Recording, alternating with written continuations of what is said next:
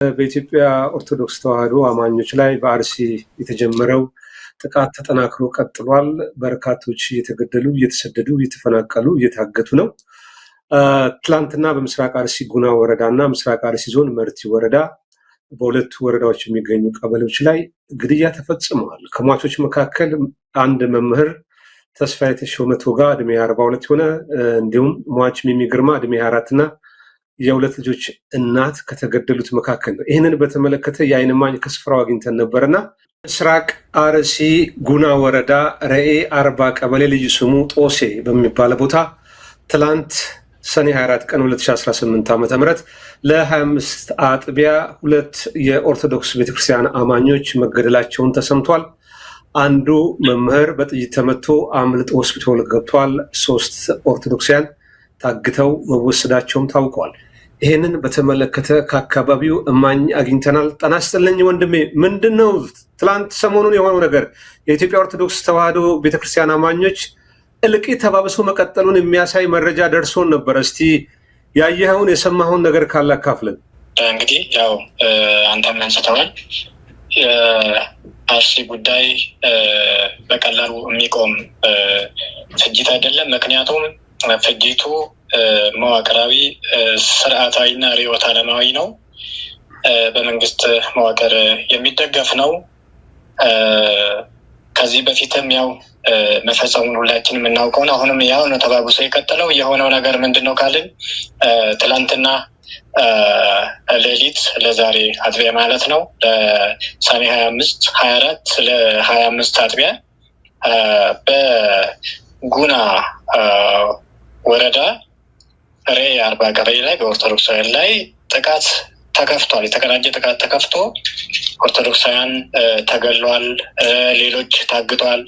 የ12 ዓመት ልጅ ጨምሮ እገታ ተፈጽሟል ማለት ነው። እንዲሁም በሌሎች በዚህ በመርቲ ወረዳ ፈረንቀሳ ጃዊ ቀበሌ ልዩ ቦታው ሳጉሬ ቀርሳ የሚባል አካባቢ ላይ ኦርቶዶክሳውያን ላይ በተከፈተው ጥቃት አንድ ኦርቶዶክሳዊ ተገሏል፣ ሌሎቹ ታግተዋል። እንዲሁም ከዚህ በፊት ከ3 ቀን በፊት አንድ ደጀኔ ሩፌ የተባለ ኦርቶዶክሳዊ በዚሁ በመርቲ ወረዳ ሞለሜ ቀበሌ ላይ በአሰቃቂ ሁኔታ ከተረሸነ በኋላ ሬሳውን ወደ ጫካ ጥለውት ለጅብ የተሰጠው። እንግዲህ ጅብ በልቶት ጭንቅላት ብቻ ነው የተቀበረው። ያለው ነገር ይህን ይመስላል። ይህን ድርጊት የሚፈጽሙት አሁንም ታጣቂዎች የሚል የዳቦ ስም ያላቸው ናቸው። ማን ናቸው ታጣቂዎች የሚባሉት? ከፊሉ የሽመልስ ቡድን ያደራጀው ነው ይላል። በጃልመሮ የሚመራው የኦሮሞ ነጻነት ሰራዊት ደግሞ ነው አይደለውም ይላል። አንዱን ነው የሚከሰቡ። በሌላ መልኩ በሶስተኛ ደረጃ ደግሞ ሃይማኖታዊ ቅርጽ የያዘ የታጣቂ እንቅስቃሴ እንዳለም ይገለጻል። ድርጊት ፈጻሚው ማን ነው?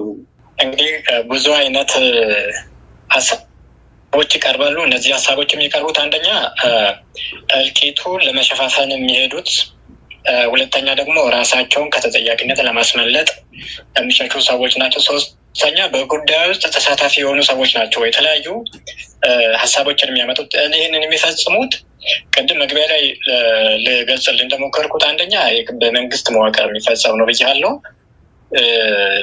የመንግስት መዋቅር ጫካ ያለውን የአክራሪ እስልምናን፣ የአልሸባብ፣ የአይሳይስ፣ የአልቃይዳ ጸባይ ያለውን ከነዚህ ኃይሎች ጋር ትስስር፣ ቀጠናዊ ትስስር ያለው ምስራቅ አፍሪካን የማተራመስ ይልቁንም ምስራቅ ኢትዮጵያን የማተራመስ ቀጠና ያለው ለዚህ አጥፊ ኃይል ድጋፍ የሚሰጠው የመንግስት መዋቅር ነው። ከዚህ በፊት ኦርቶዶክሲያን ፊት ለፊት ወጥተው በአሳኮ ወረዳ በተለያዩ ወረዳዎች ላይ ካህናትና ምዕመናን ፊት ለፊት እያስጨረሰን ያለው የመንግስት መዋቅር ነው ብለው ተናግረዋል። መዋቅር የሚጠቀም ጫካ ያለው የአክራሪ እስልምና ኃይል ነው። ሁለተኛ ደግሞ የመንግስት እነዚህ የመንግስት ወታደሮችም ሆነው አንዳንድ ቦታዎች ላይ የሚፈጽሙ አሉ። ተናበው ነው ይበልጥ የሚፈጽሙት የጫካዎቹ ናቸው። እነዚህ ደግሞ በሪፔሎላ ወይ ፖሊስ የሚባሉት ሽፋን ነው የሚሰጡት። እነዛ ይገላሉ። እነዚህ ደግሞ ወይ ህዝቡ እንዳይሸሽ ያደርጋሉ፣ እንዳያመልጥ ያደርጋሉ፣ ህዝቡ እንዳይከላከል ያደርጋሉ። ሁለቱም ተባብረው ነው የሚመጡት። ይበልጥ ግን ለማጽዳት የተመረጡት ወይ ደግሞ እንዲያጸዱ ከፍተኛው ሚና የተሰጣቸው ጫካ ያሉት እነዚህ አክራሪዎች ናቸው።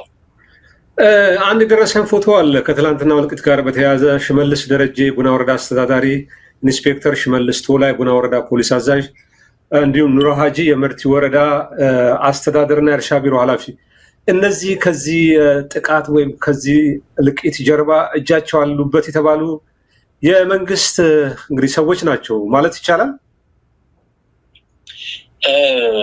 እንግዲህ በአንድም በሌላም ተሳታፊ ናቸው። ቀጥታም ተሳታፊ የሆኑ አሉ፣ ዝም በማለትም ተሳታፊ የሆኑ አሉ። ለምሳሌ የጉና ወረዳ ብናይ የነሃቶ ከሊል ገና ከዚህ በፊትም ትዝ ካለ ጳጳሳቱ ወደ አሳኮ ሄደው ነበረ። ከአሳኮ አልሄድ ለመሄድ እንግዲህ በሴ እንዲመለሱ ከተደረገ በኋላ ልክ ወደ መርቲ አቦንሳ ወዳሉት ስደተኞች ካምፕ ሲመለሱ ቀጥታ በሬ ነበር አቅርቦ የኦርቶዶክሳን ሞት በበሬ ለመደለል ያሰበው ይህ ሰው ማለት ነው። አሁንም ኦርቶዶክስ የተሰደደውን ኦርቶዶክስ ተመለሱ ወደ ቦታቸው እና አቡነ ሳዊሮስን አግኝቶ በሬ የሰጠው ሰውዬ ይሄ ነው። ገሊላ ከሊል ገና ነው።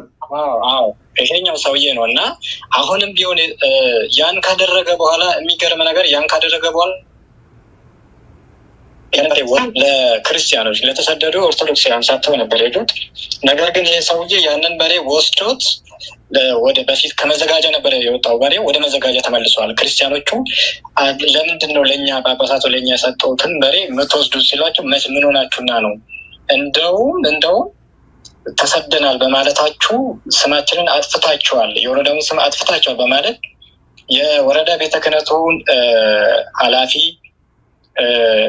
ትንሽ የመናገር አቅም ያላቸውን አገልጋዮችን አስፈራርተው ለጊዜው ለ15 ቀን እንዲሰደዱ አድርገዋል፣ ቦታ እንዲለቁ አድርገዋል። እና ይህ ሰው በቀጥታም ተሳታፊ ነው ማለት ነው። እንዲሁም ከዚህ በፊት ከአጥፊው ኃይል ጋር ሆነው ኦርቶዶክሳንን ሲጨፈጭፉ የነበሩ አንዳንድ አክራሪዎችን እንዲመለሱ ካደረጉ በኋላ ደግሞ እንደገና በኦርቶዶክሳን ላይ ሾሞ ኦርቶዶክሳንን እንዲደበድቡ ኦርቶዶክሳንን እንዲረሽኑ የሚያገደሉ ብዙ ባሎቻቸው የተገደሉባቸውን ሴቶችን መሬታቸውን እየነጠቀ መሬታቸውን እየወሰደ ሂዱ ከዚህ እያለ የሚያባረራቸው ሰውዬ ነው። ይሄ ከሊል ገና የሚባለው ማለት ነው። ቀጥታ ተሳታፊ ነው። ሌሎቹ እነዚህ አሁን ስማቸውን የጠራልኝ በጉና ወረዳ ያሉት ያው ከህዝብ ይልቅ ስልጣናቸው ስለሚበልጥባቸው እውነታውን መናገር አይፈልጉም። ከዚህ በፊት ስብሰባ አድርገው ነበርና የወረዳችንን ስም ለማጥፋት ጽንፈኞቹ የሚያደርጉትን እንቅስቃሴ እንቃወማለን፣ ህዝቡ በሰላም እየኖረ ነው እያሉ ይህንን እልቂት ሲሸፋፍኑ ነበረ የጉና ወረዳዎቹ እና በአንድም በሌላም ተሳታፊዎች ናቸው። በጣም አመሰግናለሁ ለሰጠኝ መረጃ። ጉዳዩን እንከታተላለን። የኦሮሚያ ክልል ጸጥታ ዘርፍ በጉዳዩ ላይ ምላሽ የሚሰጠንም ከሆነ ለማነጋገር እንሞክራለን። የኢትዮጵያ ኦርቶዶክስ ቤተክርስቲያን እንግዲህ ቅዱስ ሲኖዶስ በዚህ ጉዳይ መግለጫ ማውጣትም ጉዳዩ መርምሮ ለማስቆም የሚደረግ ጥረት የለም። ምናልባት ለዜና የሚሆን አካባቢ ላይ ሊጎበኙ ሄደው ከአስኮ ከተመለሱ በኋላ አንድ በሬ የሰጣቸው የመንግስት ባለስልጣን በሬውንም እነሱ ከተመለሱ በኋላ ወስዶ ወደ ማዘጋጃ አስገብተዋል ብለሃል። አሳዛኝ ነው፣ ቧልት ነው፣ በንጹሃን ነፍስ ላይ እየተቀለደ ነው። ሲኖዶሱም የወረዳው አስተዳዳሪም በቅንጅት ይሰራሉ ማለት ይቻላል። እነ አቡነ ሳዊሮስ ሌላ ምን ማለት ይቻላል? እንደው የእናንተ ችግር የከበደ ነው እና በአጭሩ ኢትዮጵያኖች ስሙ የምትለው ጥሪም ካለ ድል ስጥና እንለያይ። አሁንም ቢሆን እልቂቱ እልቂት በፍጹም ሊቆም አይደለም። የሚገርም ነገር አሁን ጉና ወረዳ እዚህ ሁለት ኦርቶዶክሳን የተገደሉበትና ሌሎች የታገቱበት ቦታ ላይ ኦርቶዶክሱ እንዳይወጣ እየተደረገ ነው። እንደ አንድም ሰው ቦታውን እንዳይለቅ። ምክንያቱም ኦርቶዶክሶቹ ተደናግጠው የሚጠብቃቸው ኃይል ስለሌለ የጫካውም ኃይል እየበረታ ስለመጣ የቀበባ ቀበሌ ሊቀመንበር አቶ ሙክታር አማንና የሰላምና ሚሊሻ ኃላፊ የሆነ ደግሞ ሱልጣን ጁንዲ የሚባሉ ሰዎች ኦርቶዶክሳውያን ከዛ አካባቢ እንለቃለን ያሉትን ኦርቶዶክሳውያን በጉልበት በኃይል ወደ ቦታቸው እንዲመለሱ ካደረጉ በኋላ 5,000 ብር እየቀጡ ነው። እንግዲህ ይህን ያደረጉት ዛሬ ነው። ይሄ ሁሉ ሰው ተገሎ ማለት ነው። ከባድ ነው። ለምንድን ነው ይህንን የሚያደርጉት? ይህን የሚያደርጉት አንደኛ ኦርቶዶክሳኑ ቦታውን ለቀው የሚወጡ ከሆነ ልክ ከዚህ በፊት አይታል አይደል? አሁን አሳኮ ላይ ተሰደዋል። ያ ሁሉ 2,800 በላይ ኦርቶዶክስ ተሰደዋል። መርቲ ላይ ተሰደው ከገጠሩ ከ20 ቀበሌዎች ተሰደው በአሁኑ ሰዓት የተሰበሰቡት ወደ 1,271 ሰዎች ነው ባለፈው እርዳታ የተሰጣቸው። እነዚህ እንግዲህ ገጽታቸውን አበላሹባቸው። አልተሰደደም፣ አርሲ ሰላም ናት፣ አርሲ ሰላም ናት የሚለውን የሀሰት ትርክት ቦታ ላይ በስቶ ከታዩ ስማችንን ይጠፋል ለማለት ነው ይሄን የሚያደርጉት። ሁለተኛ ለማጽዳት እንዲመቻቸው፣ ምክንያቱም ኦርቶዶክሱ ከተሰደደ ያመልጣል፣ በህይወት ይተርፋል። ስለዚህ አንድ ሁለት እያሉ ኦርቶዶክሱን የማጽዳት ስራ ለመስራት እንዲያመቻቸው ነው እዛው እንዲቆዩ የሚያደርጉት።